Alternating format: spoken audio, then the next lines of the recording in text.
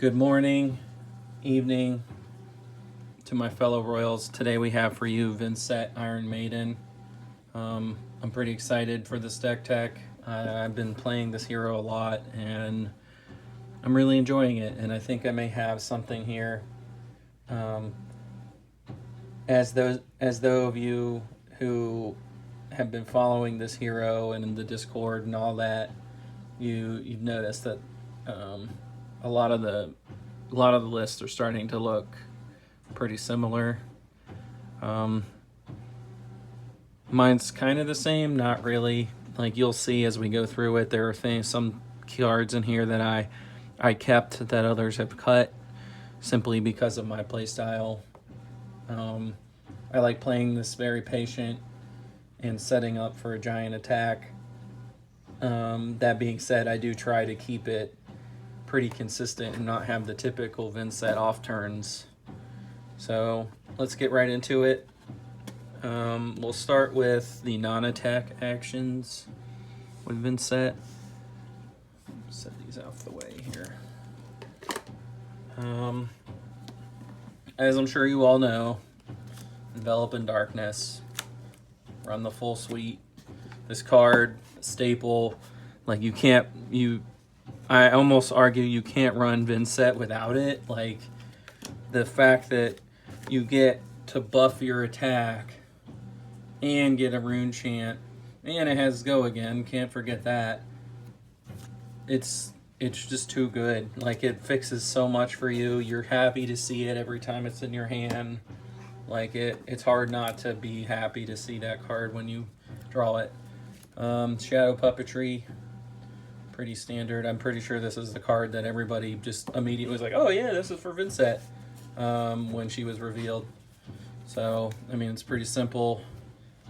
Your attack action gets +1, go again, and if it hits, banish the top card. Important thing to note with this is the May. Like I'd say about 70% of the time I don't banish it unless it's following a Deathly Wail and I manage to hit the trigger off of it. Yeah, it's a tough one. But being able to look at the top card of your deck is still, good. It's not a bad card by any means. The Arc Knight, I mean, it's what we got. I mean, it's not bad. It blocks for 3. It's a blue. Buffs your attack by 1. Gives you a rune chant. Its problem is that it costs 2. But, later on when you need it, it's here. Not really much better to choose from at the moment. Mob Skies. I'm sure everybody saw this coming. Staple Runeblade card.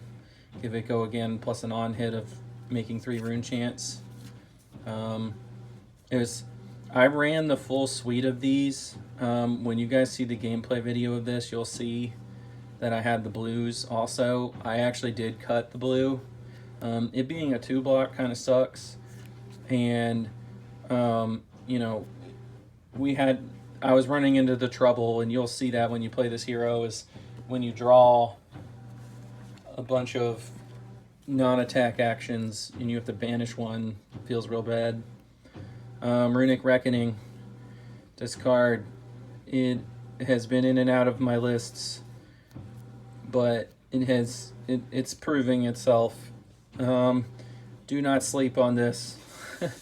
This is a cheeky way to get around some ice decks if you have a bunch of rune chants. So, and it buffs for 3, go again, blocks for 3. I mean, it basically costs 0 because you get a rune chant at the start of your turn. So, not a bad card. It blocking for 3 is why it's here over some others. Runeblood Incantation. Bees. Here's where the controversy in my deck tech is going to start. So, these red ones, auto include, you will keep them. I don't know a Vynnset deck that I've ever seen that does not have the red. The yellow, however, is the one that everybody seems to be cutting. I like these. Even one I mean, it's basically 1 for 2 turns of an extra rune chant. That's not a bad rate. It's not like ideal, but I found that when I had 6 of these and I slowly like trickle them out over time, like I'm never hurting for rune chants again. Once I start like, okay, I have a rune blood out. Okay, I have a rune blood in my hand. I'll arsenal it. The next turn it'll go out. So they just kind of, you start to stream them off of each other. So where now you have a steady stream of rune chants coming in, and they're all kind of, you know, cutting themselves, like they're breaking off, and you still have one present, and then you put out another one, and this one breaks off, and you still have another one. Like they chain off of each other really well if you set them up correctly. And like I said, I like playing this hero pretty patient, so it has proven pretty good for me. I've been testing this deck a lot, and I always feel bad when I cut the yellow, so it's staying. Putrid Stirrings. I was, you'll see it in the gameplay video too. I did have the blue ones in. I did switch them out with the red. The buff is very good on the red. Giving your next attack +5, pretty awesome. It blocks for 3. You can play it out of your banish zone, so if you have a dead hand, you can just kind of banish this and not feel bad. It does cost 3 though, but I feel like there's enough blues in this deck to cover that. I've never had a scenario where I was like, it's lasted in my zone longer than like a turn or 2. And then Old Faithful Funeral Moon. This card, man, you'll see lists without them, you'll see lists with them, but man, let me tell you, I'm gonna just say straight up, the rate kind of sucks. You're getting a rune chant for a card, kind of meh. But the versatility of this card is why you play it. Like you off turn, like you had a bunch of extra cards in your hand, like you already have an attack set up in your banish zone, and you need something to banish that doesn't feel bad. This is the card for you. You let it sit there. You might take a couple points of blood debt, but boy, this thing will save your butt on an off turn where you need that one more rune chant. And then guess what? Here it is. And now you can swing at them for 12 plus because you did that. It's too good not to have. Read the runes.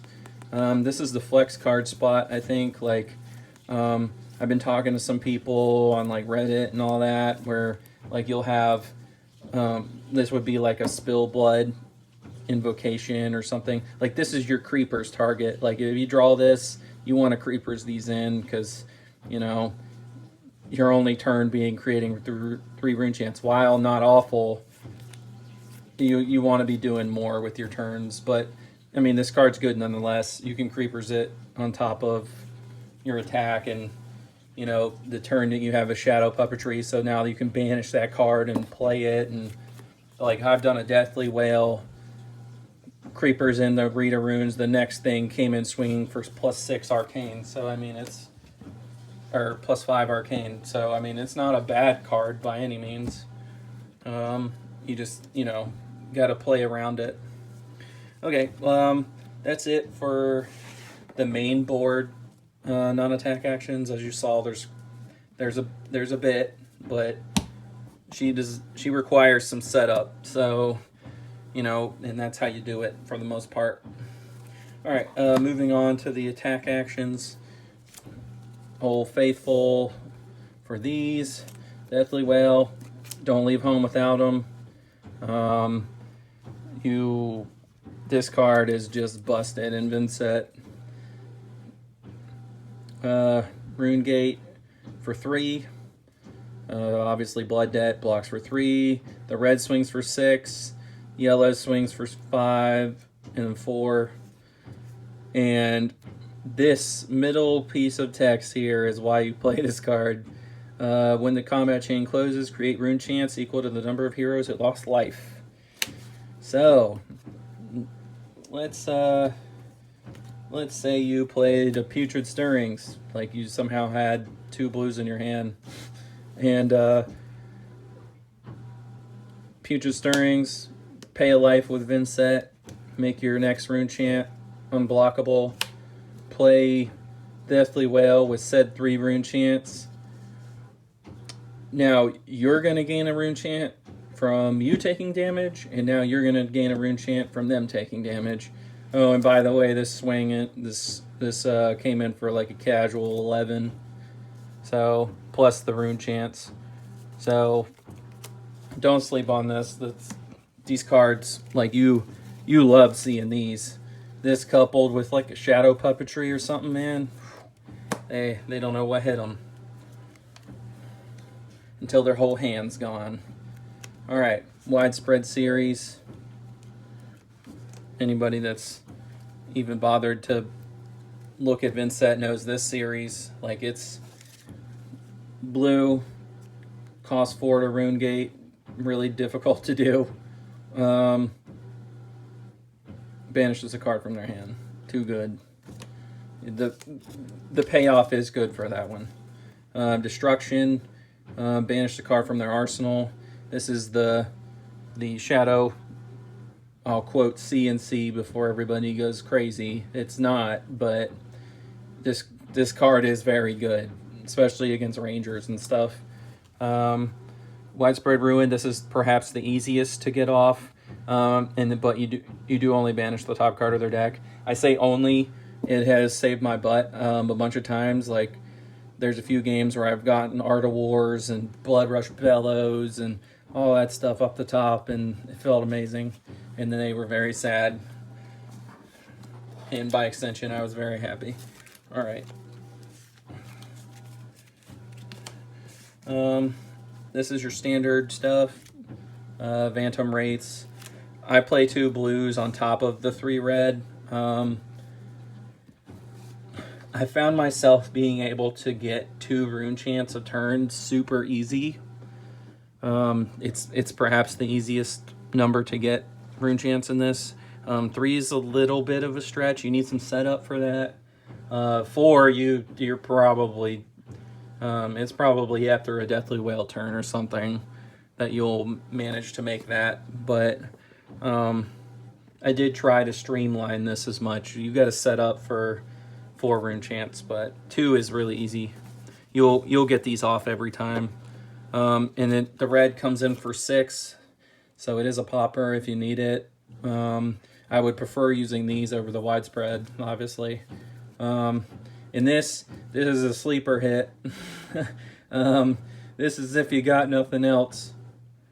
So, but I mean, when you're swinging this in, you care about the arcane more than you do the damage. I mean, don't sleep on it. 4 is obviously good, but it's pretty. It's pulled its weight for sure. Deathly Delight. This is the one that has surprised me. So you're gonna run into a scenario where you're taking blood debt several times throughout your game. Like, you're setting up for like a big attack, and I just think that, you know, I've always felt when I was playing it that I needed just like that little bit more life.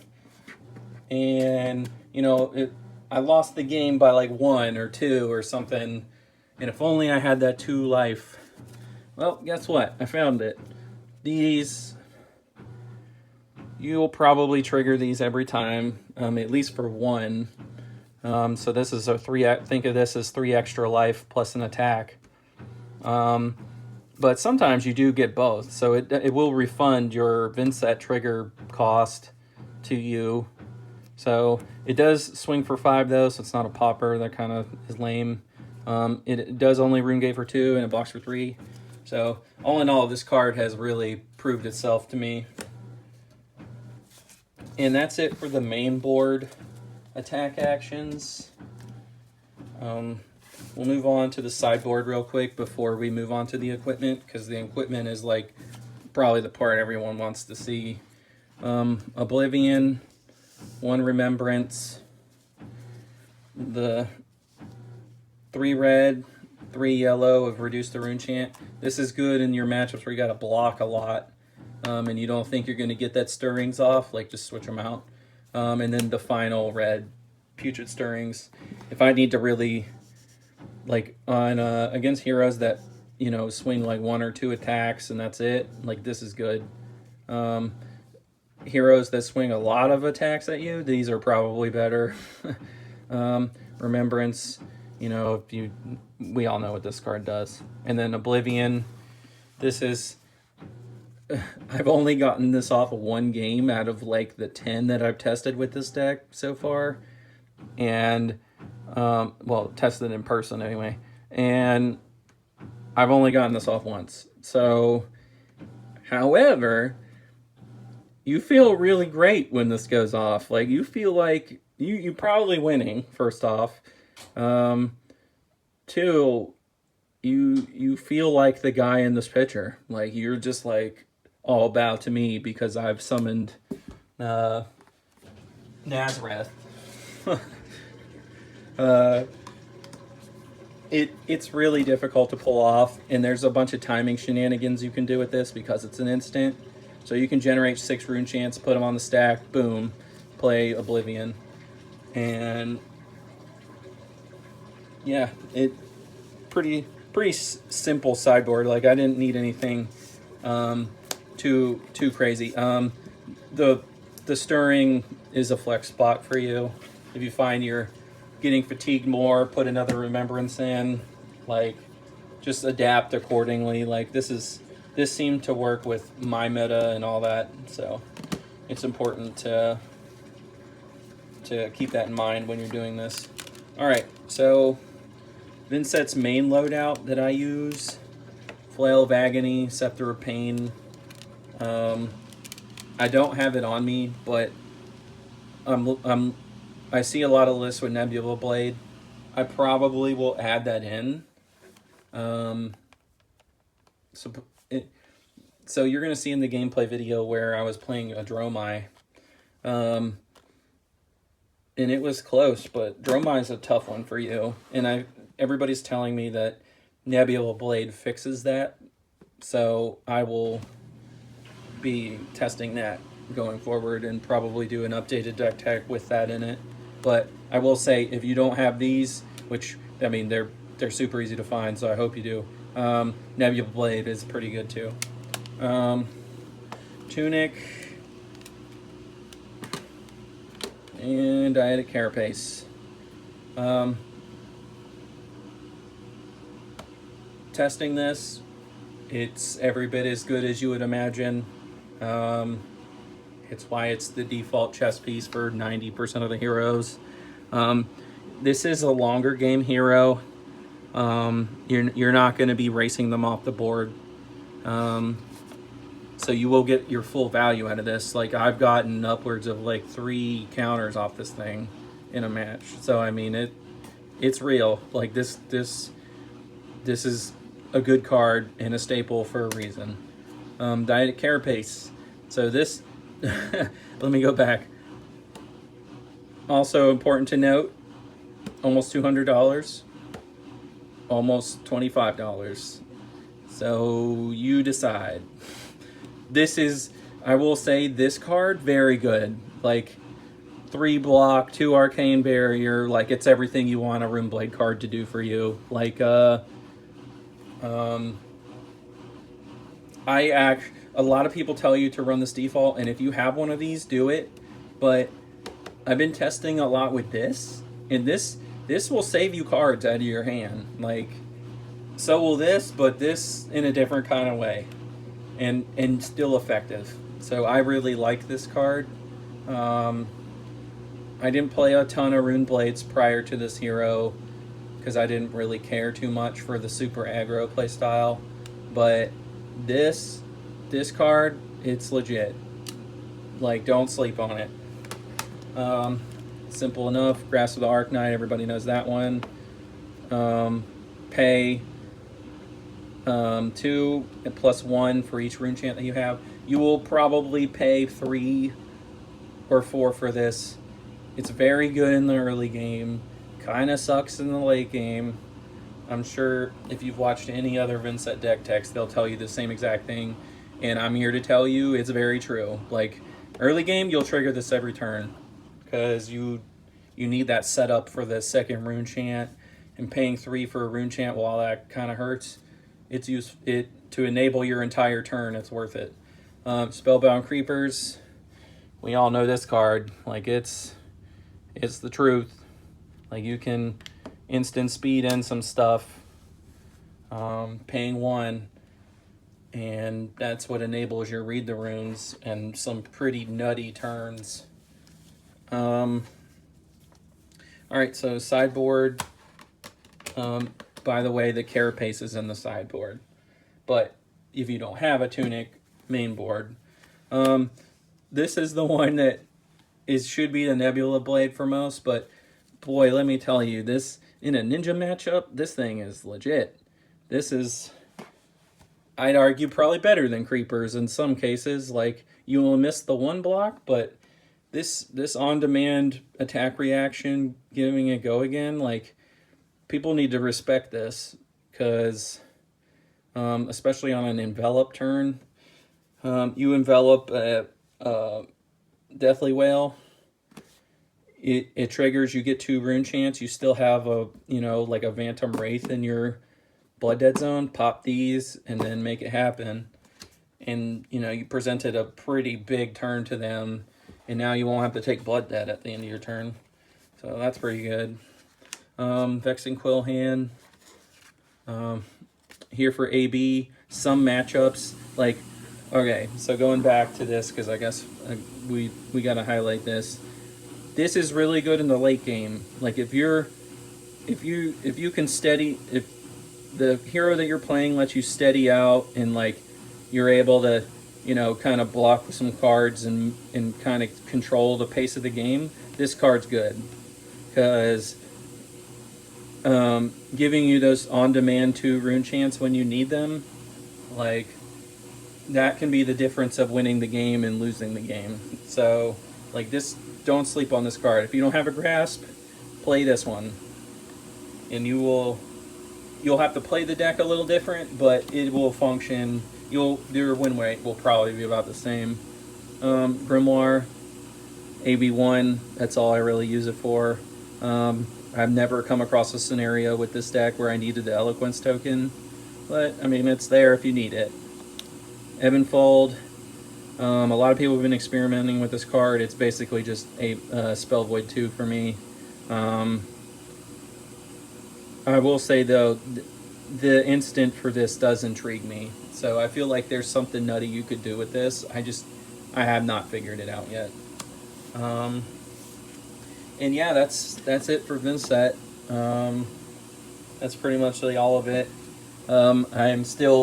I am by no means a master of this hero yet. Like, I've put a lot of, I've done about 10 or 12 in-person games and a ton on Talishar that has led me to this point in this deck tech that I'm sharing with you. And I've really enjoyed this hero. Like, it's been a little bit different managing Blood Debt. A couple tips with this guy: don't be afraid to take Blood Debt. Like, it looks intimidating because it's not like Chain where you can vomit out all your cards. Like, if you banish 2 or more cards, like, you're taking Blood Debt that turn. Like, there's no way of getting it out, really. That being said, I found a nice balance with taking Blood Debt and enabling your turns. One of the lessons I've had to really learn with this deck is sitting on my funeral moons. Like, it's really tempting a lot of the times to just be like, haha, funeral moon, and get that extra 1 arcane in on them. But in real life, you should have sat on this, took a Blood Debt, and the next turn you could cast this and fix an entire turn and present like 12 as opposed to just one on that turn. So I mean, she definitely rewards you, I think, more than most heroes for just simply putting the time in on her. She's got a lot of nuance to her. I will confess, I don't like the fact that you have to banish a card every turn. Like, a lot of people will joke around and tell you you're playing with a 3-card hand. You're not. You're playing with a 4-card hand, but you're playing with a 4-card hand on their turn and playing with a 3-card hand on your turn, depending on what that card is. Like, there's a lot of... You do run into the typical Runeblade thing where you're just like, oh my gosh, I got, you know, a Read the Runes, a Funeral Moon, I